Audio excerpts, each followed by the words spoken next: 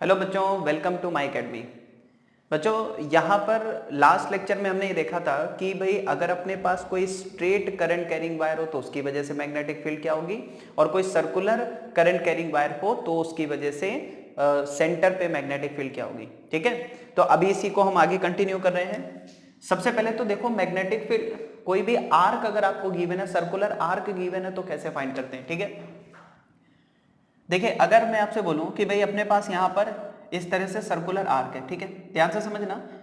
Circular arc मतलब circular current है, arc shape में है, ठीक है, इस तरह से। देखो सबसे पहले तो देखो यहां पर होता क्या है कि भाई जैसे एक थंब है, थंब स्ट्रेट करंट को रिप्रेजेंट कर सकता है। अगर करंट बिल्कुल स्ट्रेट है तो थंब से रिप्रेजेंट करो, लेकिन अगर करंट यहां पर कैसी है, सर्कुलर फॉर्म में है यानी कि कर्व है, तो फिर आप फिंगर्स से करंट को रिप्रेजेंट किया करो, यानी फिंगर्स को मोड़ लिया करो, फिंगर्स को कल कर लिया करो करंट के सेंस में। ठीक है, और हमें कहां पर मैग्नेटिक फील्ड फाइंड करनी है, इसके सेंटर पर मैग्नेटिक फील्ड फाइंड करनी है। ठीक है, अब जरा ध्यान से समझना जो मैं आपको बता रहा हूं। रेडियस इसकी क्या है, आर, और ये एंगल सपोज यहां पर कितना है, थीटा। बच्चों सबसे पहले देखो करंट यहां पर कैसी है, स्ट्रेट है या सर्कुलर है, तो हम कहेंगे भाई करंट यहां पर कैसी है, सर्कुलर है। और क्योंकि करंट यहां पर सर्कुलर है तो आप क्या करो, फिंगर्स को कर्ल करो, फिंगर्स को मोड़ो, किसकी डायरेक्शन में, करंट की डायरेक्शन में। फिंगर्स को कर्ल करो किसकी डायरेक्शन में, करंट की डायरेक्शन में। तो थंब की डायरेक्शन देखो क्या है, जब आप फिंगर्स को करंट के सेंस में कर्ल करोगे तो थंब की डायरेक्शन बच्चों क्या आएगी, इनवर्ड, यानी कि मैग्नेटिक फील्ड यहां पर कैसी होगी, इनवर्ड होगी। अब मैग्नीट्यूड क्या होगा, देखो मैग्नेटिक फील्ड का मैग्नीट्यूड ऐसे लिखना है, mu naught I upon 4 pi R into theta. ठीक है, क्या लिखोगे, mu naught I upon 4 pi R into theta. यहां पर ध्यान देना, ये जो थीटा है ये बच्चों यहां पर हमें हमेशा किस में यूज करना है, रेडियन में यूज करना है। ठीक है, थीटा हमेशा किस में रखना है, रेडियन में। ठीक है, अब इसके कुछ डिफरेंट केसेस देखो। जैसे मान लीजिए मैं आपसे कहूं कि यहां पर अपने पास कंप्लीट सर्कुलर करंट है, ठीक है, मतलब कि एक सर्कुलर लूप है जिसकी वजह से सेंटर पे मैग्नेटिक फील्ड फाइंड करनी है। डायरेक्शन कैसे फाइंड करोगे, करंट कैसी है, सर्कुलर, तो किससे रिप्रेजेंट करें, थंब से या फिंगर से, तो हम कहेंगे भाई सर्कुलर करंट है तो फिंगर से रिप्रेजेंट करेंगे। तो फिंगर को कर्ल कर लो, मोड़ लो, किसके डायरेक्शन में, करंट की डायरेक्शन में। करंट के सेंस में फिंगर्स को कर्ल किया, बताओ थंब की डायरेक्शन क्या आ रही है, इनवर्ड, यानी कि बच्चों मैग्नेटिक फील्ड सेंटर पे क्या होगी, इनवर्ड होगी। अब रही बात मैग्नीट्यूड की, तो मैग्नेटिक फील्ड का मैग्नीट्यूड क्या बताया, mu naught I divided by 4 pi R into theta. अब आपको देखना है कि ये जो सर्कुलर लूप है ये सेंटर पे कितना एंगल बना रहा है। तो बच्चों यहां पर अगर आप देखो तो ये सर्कल पर सेंटर पर कितना एंगल बना रहा है, सर्कल 2 पाई का, कितना एंगल बना रहा है, 2 पाई का। ठीक है, तो देखो 2 पाई से जब 4 पाई कैंसिल करोगे तो क्या आएगा, mu naught I divided by 2 R. ठीक है, इट मींस अगर आप सेंटर पे मैग्नेटिक फील्ड फाइंड कर रहे हो और यहां पर कंप्लीट सर्कल है तो क्या होगा, mu naught I upon 2 R. अच्छा, इसमें ध्यान देना, अगर suppose n number of turns है तो इसमें n से मल्टीप्लाई कर दोगे। ठीक है, जैसे अगर मैं आपसे कहूं यहां पर ध्यान से समझे कि सपोज बच्चों अपने पास L लेंथ का एक वायर है, कितनी लेंथ का, L लेंथ का एक वायर है। ठीक है, और हम क्या करते हैं, इस L लेंथ के वायर से दो सर्कुलर लूप फॉर्म करते हैं। एक कैसा है, एक इससे एक तो हमने सर्कुलर फॉर्म में एक लूप बनाया जिसमें बच्चों यहां पर बोला गया है नंबर ऑफ टर्न्स 1 है, यानी कि सिर्फ एक टर्न है। ठीक है, और वहीं हमने इसी लेंथ से एक दूसरा सर्कुलर लूप फॉर्म किया जिसमें हमसे बोला गया 2 टर्न्स है, यानी कि यहां पर कितने टर्न्स है, 2 टर्न्स है, इसमें भी करंट आई है, इसमें भी करंट आई है। ठीक है, अब ये बोल रहा है कि भाई अगर इसके सेंटर पर मैग्नेटिक फील्ड सपोज B1 है और इसके सेंटर पे मैग्नेटिक फील्ड B2 है, तो हमें बच्चों कैलकुलेट करना है B1 डिवाइडेड बाय B2 क्या होगा। ठीक है, अब मेरी बात बहुत ध्यान से सुनो, इसमें सारा खेल है रेडियस का। तो क्योंकि आपको पता है कि भाई यहां पर जो वायर यूज हुआ है उसकी लेंथ कितनी है, L, और यहां पर जो वायर यूज हुआ है उसकी भी टोटल लेंथ कितनी है, L। ठीक है, तो सबसे पहले यहां पर देखो बच्चों, अगर इसकी रेडियस में R1 लेट कर लो और यहां पर इसकी रेडियस में R2 लेट कर लो, बताओ यहां पर एक ही टर्न है तो टोटल लेंथ वायर की कितनी हो जाएगी, यहां पर 2 पाई R1। लेकिन यहां पर अगर आप देखो तो यहां पर बच्चों कितने टर्न है, 2 टर्न है, तो एक टर्न में वायर कितना यूज हो रहा है, 2 पाई R2। भाई 2 पाई R क्या होता है, पूरी सरकमफेरेंस। तो यहां पर एक टन में कितना वायर यूज हुआ, 2 पाई R2, तो 2 टन्स में कितना यूज होगा, 2 से मल्टीप्लाई कर दो और ये इसके साथ इक्वल कर दो। समझ गए? क्योंकि जितना लेंथ यहां पर यूज हो रही है उतनी ही लेंथ का वायर यहां पर यूज हो रहा है। तो यहां पर सिंगल टर्न था तो लेंथ कितनी हो गई 2 पाई r1। यहां पर बच्चों डबल टर्न्स हैं, 2 टर्न्स हैं, तो 2 पाई r2 इंटू 2। अब देखो 2 पाई से 2 पाई कैंसिल, यानी कि r1 इज इक्वल टू कितना आ गया 2r2। ठीक है, रेडियस में रिलेशन मिल गया। अब जरा समझना, मैग्नेटिक फील्ड बताओ क्या होगी जब हम लिखेंगे यहाँ b1 अपॉन b2। देखो बच्चों फर्स्ट की वजह से सेंटर पे मैग्नेटिक फील्ड क्या होगी, क्या लिखोगे mu naught I divided by 2 into radius. ठीक है, और कितने टन से, एक ही टन है तो बस इतना ही होगा, डिवाइडेड बाय यहां बताओ कितना होगा, एक टन की वजह से क्या होगा mu naught I upon 2r2। भाई सिंगल टन अगर सर्कुलर फॉर्म में सिंगल टन है तो mu naught I upon 2r, लेकिन यहां पर टन्स कितने 2 हैं तो बच्चों 2 से मल्टीप्लाई करोगे। ठीक है, तो अभी जरा देखो यहां पर क्या आ रहा है, mu naught I by 2 mu naught I by 2 cancel हो गया।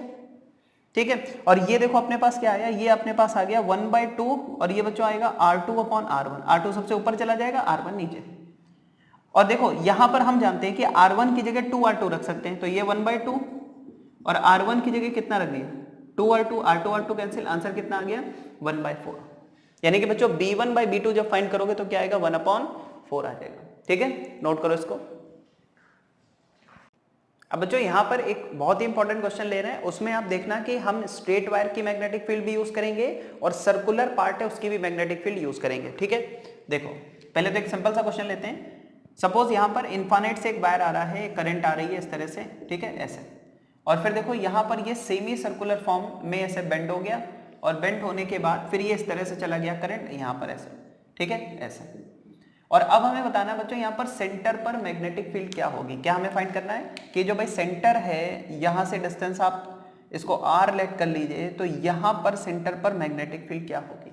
ठीक, देखो सिंपल सा तरीका है, आप एक काम करो इसको 3 पार्ट में ब्रेक कर लो, पार्ट 1, पार्ट 2 और पार्ट 3, और तीनों की वजह से अलग अलग मैग्नेटिक फील्ड फाइंड कर लो। ठीक है, तो जरा देखो सबसे पहले मैं यहां पर आपको बताता हूं कि भाई पार्ट 1 जो है जिसमें करंट I फ्लो हो रही है, ठीक है, और इसकी वजह से यहां पर मैग्नेटिक फील्ड फाइंड करनी है। पहला तो ये हम फाइंड करेंगे, ठीक है, पार्ट 1 की वजह से। फिर हम क्या करेंगे, इसी पॉइंट पर हम फाइंड करेंगे ये जो सेमी सर्कुलर पार्ट है इसकी वजह से बच्चों फाइंड करेंगे यहां पर। ठीक है, इसी पॉइंट मतलब C पर, ये सेंटर। ठीक है, और फिर हम कैलकुलेट करेंगे कि ये वाला जो पार्ट है, ठीक है, इस तरह से इसकी वजह से यहां पर मतलब उसी सेंटर पर क्या मैग्नेटिक फील्ड है। ठीक है, अलग अलग, तो ये पार्ट 1, ये पार्ट 2 और ये पार्ट 3, तीनों की वजह से फाइंड करेंगे। ठीक, अब जरा ध्यान से समझना, जहां पर स्ट्रेट करंट है उसको थंब से रिप्रेजेंट किया करो और जहां पर सर्कुलर करंट है उसको फिंगर से रिप्रेजेंट किया करो। ठीक है, तो जैसे देखो ये क्या है, स्ट्रेट करंट है, तो स्ट्रेट करंट में क्या रखोगे थंब, और जहां पर मैग्नेटिक फील्ड फाइंड करनी वहां पर फिंगर्स को ले जाओ। देखो फिंगर्स किस सेंस में रोटेट हो रही है, जैसे बच्चों देखो करंट इस डायरेक्शन में जा रही है तो हमने ये किया, और मैग्नेटिक फील्ड नीचे फाइंड करनी है यानी कि यहां पर कहीं फाइंड करनी है, तो देखो ये तो थंब हो गया और नीचे फाइंड करनी मतलब इस तरह से, तो डायरेक्शन क्या आएगी, इनवर्ड आएगी, है ना। फिंगर्स के घूमने का सेंस क्या है, इनवर्ड है इस तरह से, तो मतलब कि इसकी वजह से यहां पर जो मैग्नेटिक फील्ड आएगी वो बच्चों क्या आ जाएगी, इनवर्ड डायरेक्शन में आ जाएगी। अब जरा इसकी वजह से चेक करना, देखो थंब की डायरेक्शन में तो करंट हो गई, है ना, थंब को करंट पर फिक्स कर दिया, अब ऊपर फाइंड करना है तो ऐसे, और देखो डायरेक्शन क्या आ रही है, ये देखो अंदर की ओर आ रही है, ये इनवर्ड डायरेक्शन आ रही है। ठीक है, यानी कि यहां पर भी डायरेक्शन क्या होगी मैग्नेटिक फील्ड की, इनवर्ड। इसकी वजह से अगर हम देखें तो यहां पर ये सर्कुलर फॉर्म में है, तो मैंने क्या बताया था कि अगर सर्कुलर है तो करंट को किससे रिप्रेजेंट करना है, फिंगर से, तो फिंगर से ऐसे रिप्रेजेंट किया। और बताओ थंब की डायरेक्शन क्या आ रही है बच्चों, अंदर की ओर आ रही है, यानी कि यहां पर भी करंट हो गई इनवर्ड। तो ये तीन की तीनों करंट कैसी हैं, इनवर्ड है। अब बच्चों तीनों करंट क्योंकि इनवर्ड हैं तो डायरेक्टली हम ऐड कर सकते हैं। अब सिर्फ मैग्नीट्यूड पे ध्यान देना है। देखो ये सेमी इनफाइनाइट वायर है तो इसकी वजह से मैग्नेटिक फील्ड क्या होगी बच्चों, mu naught I upon 4πr। ठीक है, इसकी वजह से यहां पर क्या होगी, mu naught I divided by 4πr। जबकि बच्चों इसकी वजह से यहां पर देखोगे तो ये कितना एंगल सबटेंड कर रहा है, पाई का, तो इसकी वजह से मैग्नेटिक फील्ड क्या होगी, mu naught I upon 4πr into pi. ठीक है भाई, एंगल से मल्टीप्लाई करोगे, पाई से पाई कैंसिल, कितना हो गया, mu naught I upon 4r। अब इन सभी को ऐड कर दो तो जो नेट मैग्नेटिक फील्ड बच्चों यहां पर मिलने वाली वो क्या होगी, mu naught I upon 4πr plus mu naught I upon 4πr plus mu naught I upon 4r। ठीक है, देखो इसकी वजह से mu naught I upon 4 pi R, इसकी वजह से mu naught I upon 4 pi R और इसकी वजह से mu naught I upon 4 R. ठीक है, और डायरेक्शन क्या लिख सकते हो, डायरेक्शन होगी यहां पर माइनस के कैप। ठीक है, इस तरह से। चलो एक और क्वेश्चन लेते हैं ऐसा ही। अब जरा समझना, यहां पर हम थोड़ा प्लेन चेंज कर देंगे। देखो बच्चों यहां पर सपोज ये आपको गिवन है y, ये अपने को क्या गिवन है x। ठीक है, और यहां पर अगर आप देखें तो इस तरह से क्या अपने को गिवन है z। सही है। अच्छा, यहां पर अब ध्यान से देखना, ये सर्कुलर फॉर्म में इस तरह से वायर है, इसमें करंट ऐसे जा रही है। फिर यहां पर अगर आप देखो तो बच्चों यहां पर इस तरह से है ना, z के पैरेलल, मतलब पैरेलल टू द z, यहां पर ये आपको इस तरह से करंट गिवन है ऐसे। ठीक है, और ये बिल्कुल z के पैरेलल है। ठीक है, ये इनफाइनाइट तक ऐसे, और ये वाली करंट बच्चों यहां से आ रही है ऐसे ऐसे, जरा समझना है ना, ये ऐसे। तो इधर भी ये कहां से आ रही है, इनफाइनाइट से आ रही है, फिर ऐसे और फिर ऐसे। ठीक है, सबसे पहले तो समझ लो कौन कौन सी करंट किस तरह से है। जैसे ये वाली x के अलोंग है, ये वाली देखो तो xy प्लेन में है। ठीक है, ये कहां पर है, xy प्लेन में है। और बच्चों इसको अगर आप देखो तो z के पैरेलल है, z के पैरेलल है, मतलब ऐसे बाहर की तरफ आ रही है। ठीक है, और हमें कहां पर फील्ड फाइंड करनी है, हमें यहां पर फील्ड फाइंड करनी है। और जो ये 0 0 0 है, इसके जो कोऑर्डिनेट है वो है 2a, 0, 0। अब सोचो अगर ये 2a है, मतलब कि ये डिस्टेंस क्या हो गई, तो यहां पर अगर आप देखो बच्चों तो ये जो डिस्टेंस हो गई और ये वाली जो डिस्टेंस, ये दोनों क्या हो जाएंगे, a और a, मतलब ये सेंटर हो जाएगा। तो ये डिस्टेंस a और ये डिस्टेंस है, तो इसकी रेडियस कितनी हो जाएगी, a। और हमें सेंटर पर ही मैग्नेटिक फील्ड फाइंड करनी है। ठीक है, तो आप एक काम करो, इसको भी 3 पार्ट में डिवाइड करो, first part, second part, third part. सबसे पहले फर्स्ट पार्ट की वजह से सेंटर पे मैग्नेटिक फील्ड देखो, बहुत ध्यान से समझना। ये जो फर्स्ट पार्ट है इस तरह से, इसकी वजह से देखो तो सेंटर इसी लाइन पर कहीं ना कहीं मिलेगा। बात समझ में आ रही भाई, ये जो करंट इस तरह से आ रही है, सेंटर तो इसी लाइन पर कहीं ना कहीं आगे मिल रहा है। और हम ये जानते हैं कि कोई भी करंट, ठीक है, कोई भी करंट के अलोंग अगर हम कोई भी पॉइंट लेते हैं तो वहां पर मैग्नेटिक फील्ड बच्चों कितनी होती है, 0। ठीक है, जैसे मान लीजिए करंट इस तरह से जा रही है, इस तरह से जा रही है। अब इस करंट के पाथ में अगर कोई पॉइंट होगा तो वहां पर नेट मैग्नेटिक फील्ड कितनी होगी, 0। यानी कि आप बोलेंगे इसकी वजह से यहां पर कितनी मैग्नेटिक फील्ड है, 0, मतलब ये कोई भी मैग्नेटिक फील्ड प्रोड्यूस नहीं कर रहा है। ठीक है, मतलब कोई भी करंट अपने ही पाथ पर करंट प्रोड्यूस नहीं करती, अपनी ही स्ट्रेट लाइन पर करंट प्रोड्यूस नहीं करती। वो इधर इधर करंट प्रोड्यूस, इधर इधर मैग्नेटिक फील्ड प्रोड्यूस करेगी, लेकिन कोई भी करंट अपने ही रास्ते पर, जिस रास्ते पे चल रही है उस पर मैग्नेटिक फील्ड प्रोड्यूस नहीं करेगी। चलो अब जरा इसकी बात करते हैं। देखो ये कितना प्रोड्यूस करेगा, इसको यहां पर देख लो। तो ये देखो यहां पर कैसा है, ये सेमी सर्कुलर फॉर्म में। 2 पॉइंट इंपॉर्टेंट है, डायरेक्शन और मैग्नीट्यूड। बच्चों आप एक काम करो, करंट के सेंस में फिंगर्स को कर्ल करो और थंब देखो किधर आ रहा है, इनवर्ड डायरेक्शन में। ये खुद से करो, थोड़ी प्रैक्टिस भी करनी पड़ेगी। करंट की डायरेक्शन में फिंगर्स को कर्ल किया तो थंब की डायरेक्शन किधर आई, इनवर्ड आई। यानी कि बच्चों मैग्नेटिक फील्ड तो अंदर की ओर है, और कितनी है, mu naught I upon 4 pi R into angle कितना सबटेंड हो रहा है, पाई का। यानी पाई से पाई कैंसिल, कितना आ गया, mu naught I upon 4 R. तो इसकी वजह से मिल गया, इसकी वजह से मिल गया। अब जरा इसकी वजह से देखो, इसे थर्ड वाले को देखोगे ना, तो थर्ड वाली करंट इस तरह से है। देखो थर्ड वाली करंट ऐसे बाहर की तरफ आ रही है, ऐसे बाहर की तरफ। ठीक, सेमी इनफाइनाइट है, बाहर की तरफ। और कहां पर हमें मैग्नेटिक फील्ड फाइंड करना है, सेंटर पे। तो बच्चों देखो बड़ी सिंपल सी बात है, मैंने आपको क्या बताया था कि अगर करंट स्ट्रेट है तो जिस डायरेक्शन में करंट उस डायरेक्शन में थंब करो। तो देखो करंट यहाँ पर क्या है, बाहर की तरफ है, तो मैंने थंब को बाहर की तरफ किया। और मुझे यहाँ पर मैग्नेटिक फील्ड फाइंड करनी है, तो मैं क्या करूंगा, करंट ऐसे और मैग्नेटिक फील्ड यहाँ फाइंड करें। देखो डायरेक्शन क्या आ रही है, इन डाउनवर्ड आ रही है भाई। करंट ऐसे हो गई और जहां मैग्नेटिक फील्ड फाइंड करना, वहां फिंगर्स को ले जाओ, देखो किधर रोटेट हो रही है, नीचे की तरफ। यानी कि मैग्नेटिक फील्ड बच्चों यहाँ पर क्या आएगी, डाउनवर्ड डायरेक्शन में। ठीक है, मैग्नेटिक फील्ड क्या आएगी, डाउनवर्ड डायरेक्शन में। मतलब बच्चों ये मैग्नेटिक फील्ड की डायरेक्शन है। ठीक है, और कितना मैग्नीट्यूड होगा, तो ये तो हमें पता ही है, mu naught I upon 4 pi R, क्योंकि सेमी इनफाइनाइट है तो 4 पाई आर, और डायरेक्शन क्या है, माइनस जे कैप। तो अब जरा देखो नेट मैग्नेटिक फील्ड क्या होगी, इसकी वजह से तो 0 हो गई, प्लस अब 0 तो क्या ही ऐड करना है ना, हटाओ इसको। ये कितना आ रहा है, mu naught I upon 4 R. कितना आ रहा है, mu naught I upon 4 R. क्या है यहाँ पर देखो, अंदर की ओर है, तो माइनस के कैप। और बच्चों ये कितना आ रहा है, mu naught I upon 4 pi R, mu naught I upon 4 pi R, और ये क्या आ रहा है, माइनस जे कैप। तो ये फाइनल आंसर होगा। ठीक है, नोट करो। अब बच्चों यहां पर ध्यान देना, एक क्वेश्चन अपने पास है, काफी इंपॉर्टेंट क्वेश्चन है कि आपको यहां पर एक सर्कुलर वायर गिवन है, ठीक है, ध्यान से समझना, एक सर्कुलर वायर गिवन है, ठीक है। और हम यहां पर क्या करते हैं, इस कंप्लीट सर्कुलर वायर में सपोज आप जरा ध्यान दें, यहां पर क्या करना है, मान लीजिए इस तरह से और यहां पर, ठीक है, इस तरह से मान लीजिए यहां पर कुछ करंट है, ठीक है, मान लीजिए यहां पर आई करंट आ रही है इस तरह से, ठीक है, अलोंग द रेडियस, और फिर वो करंट आई यहां से ऐसे चली जाएगी, ठीक है। तो बच्चों यहां पर क्या होने वाला है, ये करंट डिवाइड होने वाली है भाई, ये करंट यहां तक आई तो कुछ करंट तो इधर चली जाएगी, ठीक है, मान लीजिए I1 करंट, और कुछ करंट यहां पर चली जाएगी I2 करंट। तो जो करंट I आ रही है उसका I1 पार्ट यहां चला गया, I2 पार्ट यहां चला गया, फिर ऐड होके वापस करंट अपने को कितनी मिल गई, I। समझना क्या है इसमें, सपोज A B C ऊपर का पार्ट है और A D C नीचे वाला पार्ट है, ठीक। और बच्चों ये वाला जो एंगल है, ये वाला एंगल थोड़ी देर के लिए समझना, ये वाला एंगल सपोज यहां पर कितना है, थीटा। तो बच्चों ये वाला एंगल कितना हो जाएगा, 2 पाई माइनस थीटा, ठीक है।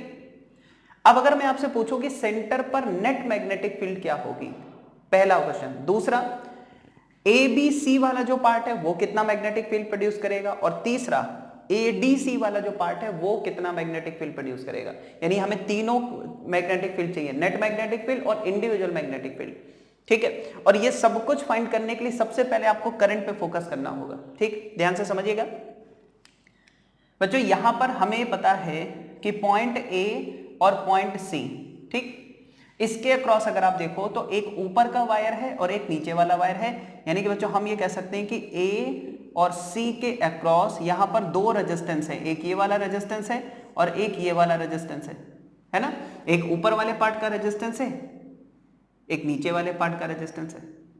तो बच्चों ऊपर वाला रेजिस्टेंस कितना होगा, नीचे वाला रेजिस्टेंस कितना होगा, सपोज ऊपर वाला रेजिस्टेंस R1 है, नीचे वाला रेजिस्टेंस R2 है, तो ये दोनों किस में है, पैरेलल में है, ठीक है ना।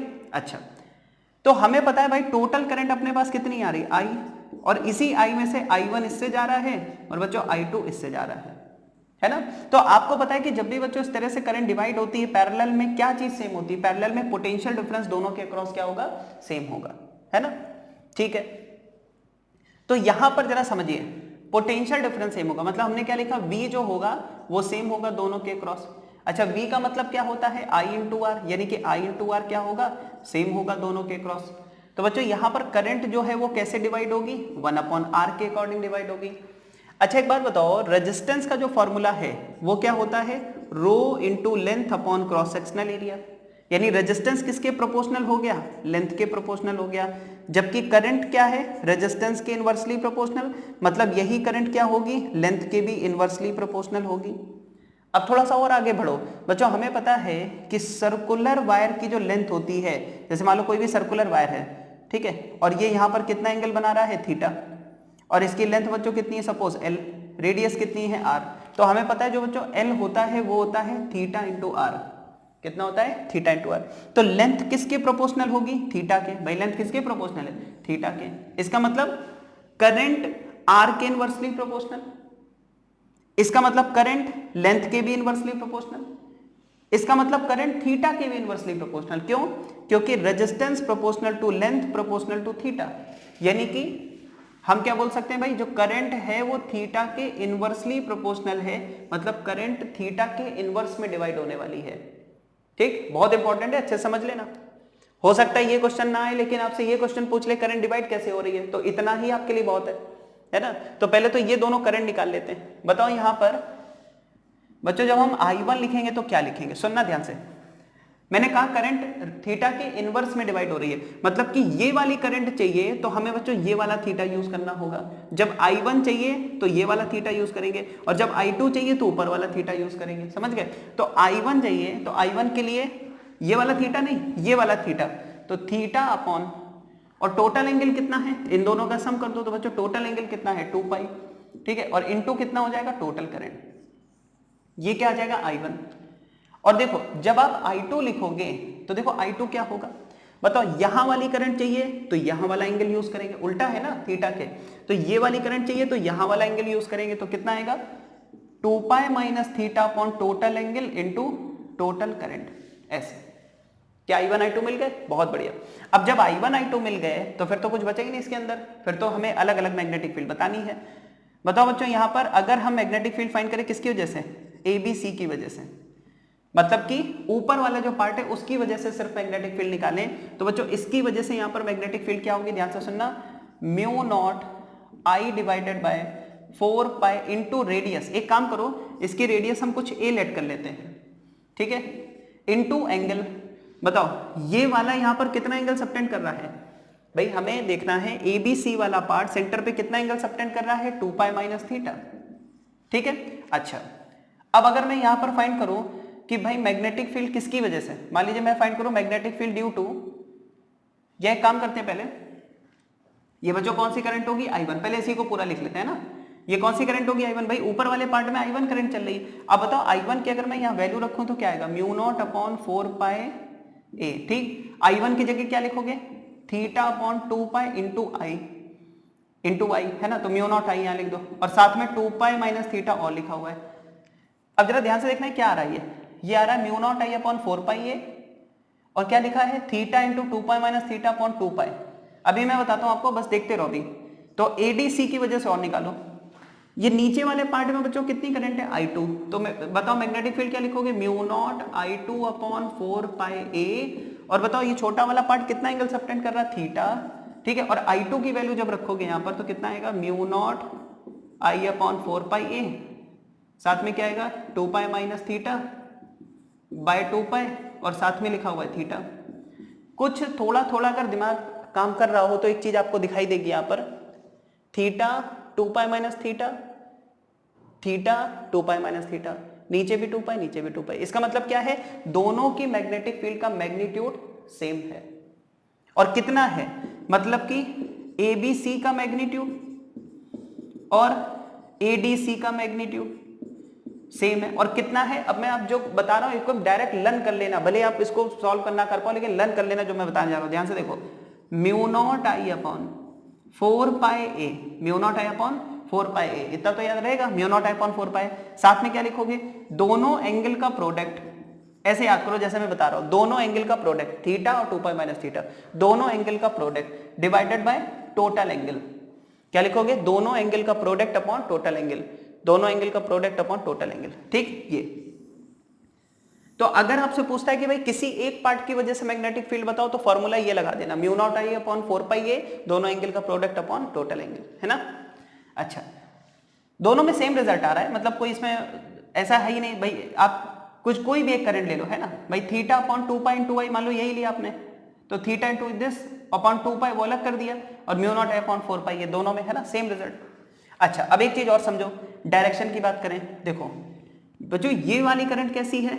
क्लॉकवाइज, तो इसकी वजह से मैग्नेटिक फील्ड क्या होगी? इनवर्ट। चेक कर लो, क्लॉकवाइज की वजह से इनवर्ट। लेकिन ये वाली कैसी है? एंटी क्लॉक, तो देखो एंटी क्लॉक की वजह से क्या होगी? आउटवर्ड होगी, ऐसे।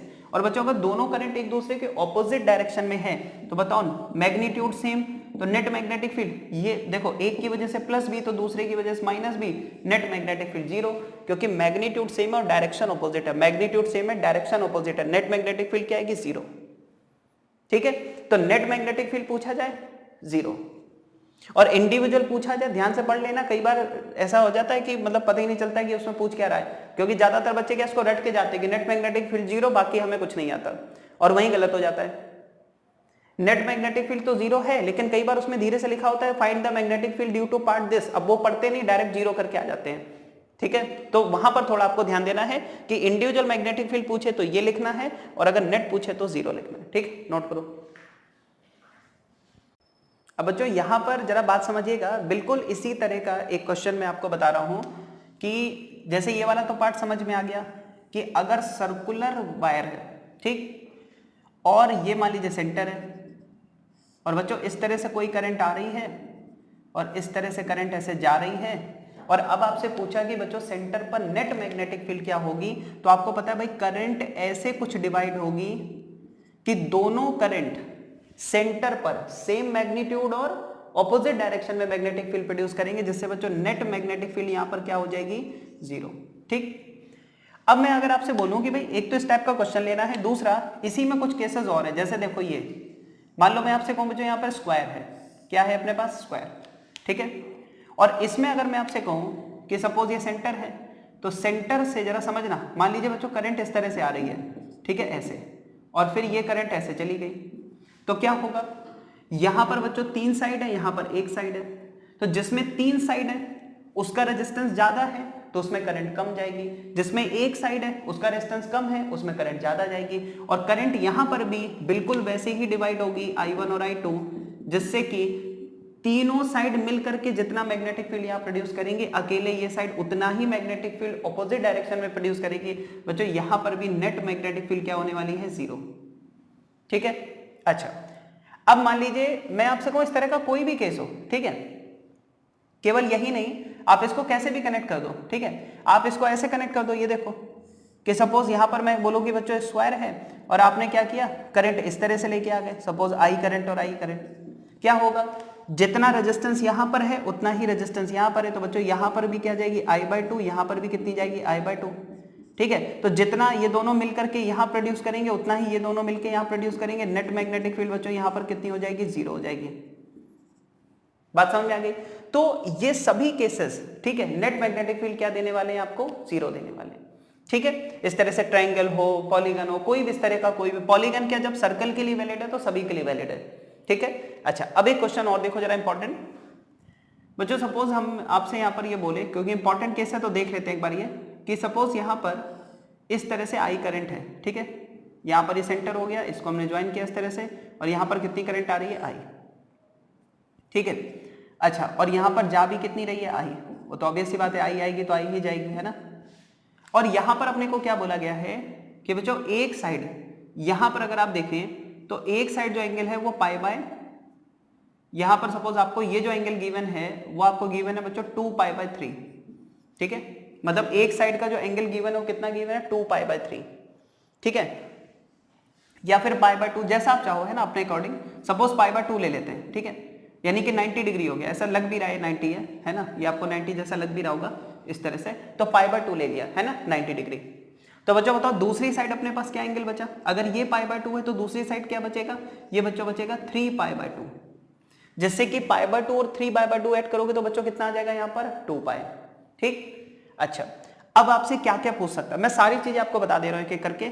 सपोज आपसे पूछा गया भाई कि ये I1 कितना होगा और ये I2 कितना होगा, सपोज पहले इंडिविजुअल करंट आपसे पूछ ली, कैसे निकालोगे, देखो I1 अगर पूछे, अभी मैंने आपको बताया था करंट इनवर्सली प्रोपोर्शनल होती है रेजिस्टेंस के, यानी कि करंट इनवर्सली प्रोपोर्शनल होती है लेंथ के, यानी कि करंट इनवर्सली प्रोपोर्शनल होती है थीटा के। कैसे भी पूछे आप बता सकते हो, लेंथ गिवन हो तो लेंथ के फॉर्म में बता दो, थीटा गिवन हो तो थीटा के फॉर्म में बता दो, ठीक है, रेजिस्टेंस गिवन हो तो डायरेक्ट रेजिस्टेंस के फॉर्म में बता दो। ठीक, तो करंट हम क्या लिखेंगे भाई, थीटा के इनवर्सली प्रोपोर्शनल, यानी बच्चों जब मुझे I1 वाली करंट चाहिए होगी तो मैं एंगल π/2 यूज करूंगा, यानी कि I इंटू ऊपर लिखेंगे π/2, नीचे टोटल एंगल 2π। ठीक है, देखो ये कितना आ गया, I/4 आ गया। अब बच्चों अगर सपोज हमें चाहिए I2 करंट, मतलब कि ये वाली करंट, तो बच्चों ये वाली जो करंट होगी वो क्या होगी, देखो I इंटू, अब ये वाली करंट चाहिए तो यहां वाला एंगल यूज करो, तो ऊपर कितना आएगा 3π/2, नीचे क्या आ जाएगा 2π, तो बच्चों ये कितना हो गया 3I/4। ठीक है, क्या इंडिविजुअल करंट आ गई, यानी कि टोटल करंट का हम क्या बोलेंगे, 1/4 इससे जा रहा, 3/4 इससे जा रहा। फील करना बिल्कुल क्वेश्चन को, I1 I2 आ गया। अब सपोज मुझे चाहिए कि दोनों अलग अलग कितनी मैग्नेटिक फील्ड प्रोड्यूस कर रहे हैं, तो वो हमें पता है दोनों सेम होते हैं, यानी B1 की बात करें या फिर B2 की बात करें, तो ये वाला पार्ट और ये वाला पार्ट दोनों सेम मैग्नीट्यूड प्रोड्यूस करते हैं। बच्चों क्या होता है, आंसर बताओ इसका, μ0I/4π into radius, radius suppose इसकी a है, μ0I/4πa, और यहां पर हम क्या लिखते थे, दोनों एंगल का प्रोडक्ट अपॉन 2π, तो दोनों एंगल का प्रोडक्ट कितना आएगा, एक अपने पास क्या है भाई, यहां पर क्या लिखते थे, आप लिखते थे थीटा इंटू 2π माइनस थीटा, यही तो होता था, और डिवाइड बाय क्या होता था 2π, ये आपको याद रखना है। ठीक है, अच्छा अब जरा देखो यहां पर अगर वैल्यू वगैरह पुट करें तो बच्चों इंडिविजुअल मैग्नेटिक फील्ड जो आएगी वो क्या आएगी, इंडिविजुअल मैग्नेटिक फील्ड, यानी कि B1 का मैग्नीट्यूड या फिर B2 का मैग्नीट्यूड क्या आएगा बताओ, μ0I/4πa। बताओ इंडिविजुअल मैग्नेटिक फील्ड का मैग्नीट्यूड, सॉरी कैसे निकालोगे वो देखो, दोनों थीटा का प्रोडक्ट करो, बताओ ये वाला थीटा कितना है π/2, ये वाला एंगल कितना है 3π/2, टोटल एंगल कितना है 2π। ये तो लिखोगे। अच्छा आगे बढ़ो, म्यू नॉट आई अपॉन 4 पाई ए। देखो एक काम करो, ये पाई से ये पाई कैंसिल कर दो, और बच्चों ये पाई से ये वाला पाई कैंसिल कर दो। तो एक काम करो, ये कितना आ जाएगा देखो यहाँ पर, ठीक है। देखो ये अपने पास फाइनली क्या बन रहा है, mu naught I upon 4a, तो ये हो गया। यहां पर अगर आप देखो तो ये बन जाएगा 3 डिवाइडेड बाई 2 इंटू 2 इंटू 2 8, ठीक है। या फिर हम इसको क्या लिख सकते हैं, mu naught I 3 mu naught I divided by 32a, क्या आ जाएगा 3 mu naught I upon 32a। Simple simple question. तो ये छोटी छोटी चीजें जो बच्चों हैं वो आपको इसमें ध्यान रखनी है। हाँ लेकिन अगर आपसे पूछता कि भाई नेट मैग्नेटिक फील्ड बताओ सेंटर पे क्या होगी, फिर आपको कुछ नहीं सोचना है। नेट मैग्नेटिक फील्ड आ जाए सेंटर पे, पूछ ले क्या बता दोगे, 0। बात समझ में आ गई। तो नेट मैग्नेटिक फील्ड भी 0, लेकिन इंडिविजुअल मैग्नेटिक फील्ड जो होंगी वो नॉन जीरो होंगी। कैसे निकालना, उसके लिए फॉर्मूला आप ये याद रखें तो बेटर है, ठीक है। फिर तो क्या है, जैसे दो एंगल हैं तो वो कोई भी दो एंगल हो सकते हैं। हो सकता है कि ये आपको 3π/2 गिवन होता तो ये π/2 हो जाता, ये मान लीजिए पाई होता तो ये वाला भी पाई हो जाता, पाई होता तो पाई इंटू पाई अपॉन 2π, इस तरह से कर देते हैं, ठीक है। तो आई थिंक ये बच्चों समझ में आ गया होगा। अभी आप एक काम करना, इस तरह के क्वेश्चंस की प्रैक्टिस करें, सर्कुलर वाले, स्ट्रेट लाइन वाले, सर्कुलर वाले, कंप्लीट सर्कल वाले, ठीक है। और ये अपना जो इस टाइप के आपको कुछ केसेस मिलेंगे, इनकी आज प्रैक्टिस कर डालें, ठीक है। मिलते हैं नेक्स्ट लेक्चर में, बाय बाय।